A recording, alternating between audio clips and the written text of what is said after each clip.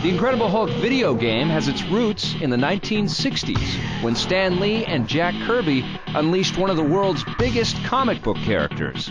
When you take something that's a combination of Frankenstein and Jekyll and Hyde, how could it not be good?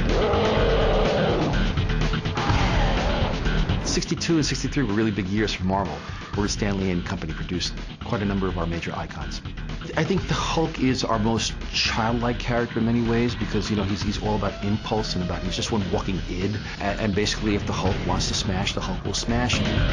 One of the funnest things to do in a video game is to destroy stuff and to, you know, blow up stuff.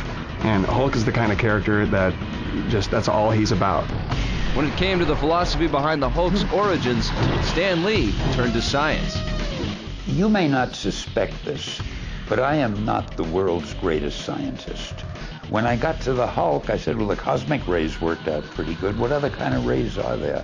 And I said, gamma ray sounds good. So I figured there'd be a gamma ray bomb and he'd be exposed to that. Now, I have no more idea what a gamma ray is. But it sounds good.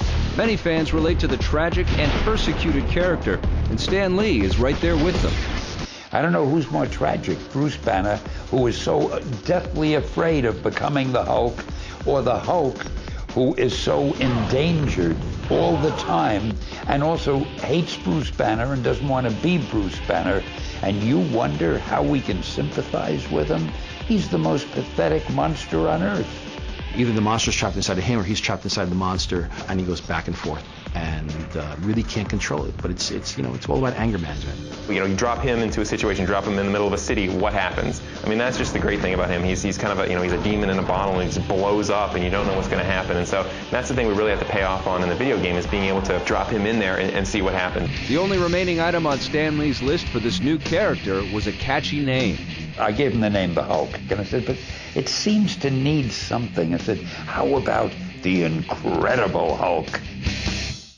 In the next installment, we'll examine the relationship between licensor Marvel, game publisher Sega, and game developer Edge of Reality, and how all three came together on The Beast Within, the making of the Incredible Hulk.